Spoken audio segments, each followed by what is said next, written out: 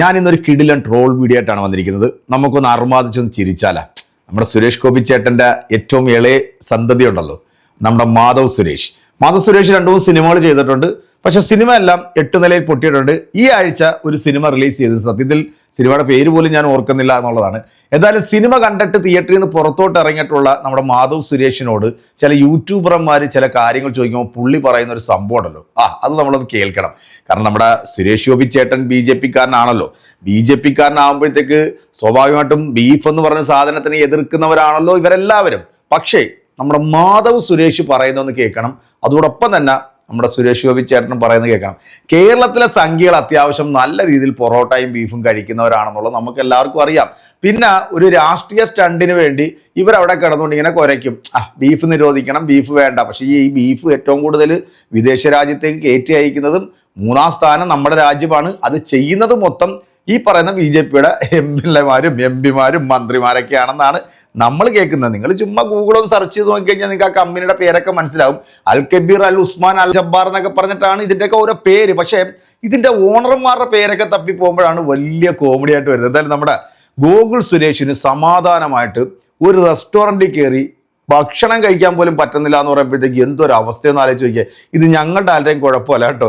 എന്തായാലും അച്ഛനോടും സംഘികളോടും പറയുക, എനിക്കിഷ്ടമുള്ള ഭക്ഷണം കഴിക്കാൻ എന്നെ അനുവദിക്കണം. നമുക്ക് ആ ഒരു കിടിലൻ ട്രോളൊന്ന് കണ്ടാലാ. ലാസ്റ്റ് വീക്ക് ഞാൻ ഇവിടെ കോസ് കോഫി എന്നൊരു റെസ്റ്റോറൻറ്റിൽ I M having one of my favourite meals, A beef സ്റ്റേക്ക്. എൻ്റെ അച്ഛനും അറിയാം ഞാൻ അത് കഴിക്കുന്ന കാര്യം. അഭിമാനം തോന്നും. ഞാൻ ഇത് കഴിച്ചുകൊണ്ടിരുന്ന സമയത്ത് എൻ്റെ ചേച്ചിയും ചേച്ചിയുടെ ഫ്രണ്ട്സും വേറൊരു ടേബിൾ അപ്പുറത്തിരിക്കുക. എൻ്റെ കസിൻ്റെ ഒരു ഫ്രണ്ടും എൻ്റെ കൂടി. അല്ലെങ്കിലും ഞങ്ങൾ ആരും കഴിക്കാറില്ല, ഞങ്ങളുടെ വീട്ടിൽ ഇത് കേറ്റാറുമില്ല. ഉളുപ്പുണ്ടടാ ചക്കണക്ക്. ഇങ്ങനെ കാണിക്കുക. എന്തിനാണ് ഈ സത്യങ്ങളൊക്കെ ഇങ്ങനെ മണിമണി പോലെ തുറന്നു പറയണത്? ഒരു സുഖം. ഞാൻ കഴിച്ചുകൊണ്ടിരിക്കുന്ന കളിയാക്കി പറയാ. ഇത്രയും കാലം എവിടെയായിരുന്നു? ബീഫ് നിരോധനത്തെ പിന്തുണച്ച സുരേഷ് ഗോപി, ഗോവധ നിരോധനം കേരളത്തിൽ നിയമമായാൽ ഒരു പൗരൻ എന്ന നിലയിൽ അത് അനുസരിക്കും. എന്റെ ദോഷജാതകം കൊണ്ട് ഒരാൾക്കൊരു ദോഷം ഉണ്ടാവാതിരിക്കാൻ ഓർമ്മ വെച്ച കാലം മുതല് പൂജ വഴിപാടൊക്കെ നടത്തില്ല ഞാൻ. എനിക്ക് ഒരു റെസ്റ്റോറന്റിൽ പോയി സമാധാനമായിട്ട് എനിക്ക് ഇഷ്ടമുള്ള ഒരു ഭക്ഷണം കഴിക്കാൻ പോലുള്ള സ്പേസ് ഈ നാട്ടിലില്ലെന്ന് പറഞ്ഞു ഏറില് നിൽക്കുകയാണ്. വിഷമമുണ്ട്, എനിക്കിഷ്ടമുള്ള ഭക്ഷണം വെറുതെ സമാധാനത്തിൽ കഴിക്കാൻ പറ്റാത്തതില്. പക്ഷെ മാറുമെന്നൊരു പ്രതീക്ഷയുണ്ട്, അല്ലാതെ ആരും ഇങ്ങനെ മാറണം എന്ന് ഞാൻ എടുത്ത് പറയുന്നുമില്ല. അതിനിപ്പോ പറഞ്ഞേക്കാം, അത് വെറുതെ ഒരു സീക്രട്ട് ആയിട്ടൊന്നും ഇനി അധികകാലം വെച്ചോണ്ടിരിക്കണ്ട.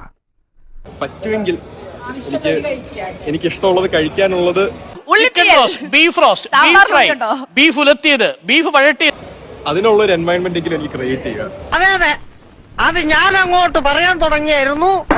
വിഷമമുണ്ട്, എനിക്കിഷ്ടമുള്ള ഭക്ഷണം വെറുതെ സമാധാനത്തിൽ കഴിക്കാൻ പറ്റാത്തതില്. വേറെ ഇഷ്ടം പോലെ ഉണ്ടല്ലോ ഭക്ഷണ സാധനം. I want to live my life കുറച്ച് ഫ്രീ ആയിട്ട്, അത്രേ ഉള്ളൂ. Okay, thank you. പാതിയിൽ കുടുങ്ങിയ ലിഫ്റ്റിന്റേതുപോലെ എന്റെ അവസ്ഥ.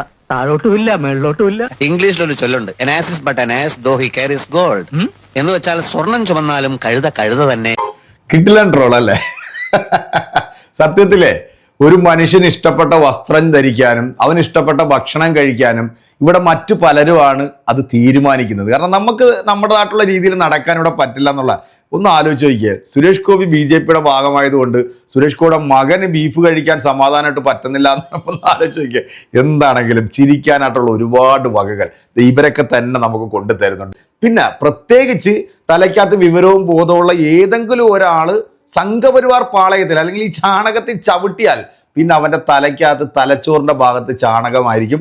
പിന്നെ പ്രവർത്തിക്കുന്നതും ചിന്തിക്കുന്നതും ഒക്കെ ഏത് രീതിയിലാണെന്നുള്ളത് ഞാൻ പറയാതെ പ്രേക്ഷകരെ നിങ്ങൾക്ക് തന്നെ അറിയാമല്ലോ അല്ലേ? അപ്പോൾ നിങ്ങളുടെ കമൻറ്റുകൾ അറിയിക്കുക. അടുത്തൊരു വീഡിയോ നമുക്ക് വീണ്ടും കാണാം. അതുവരെയ്ക്കും എല്ലാവർക്കും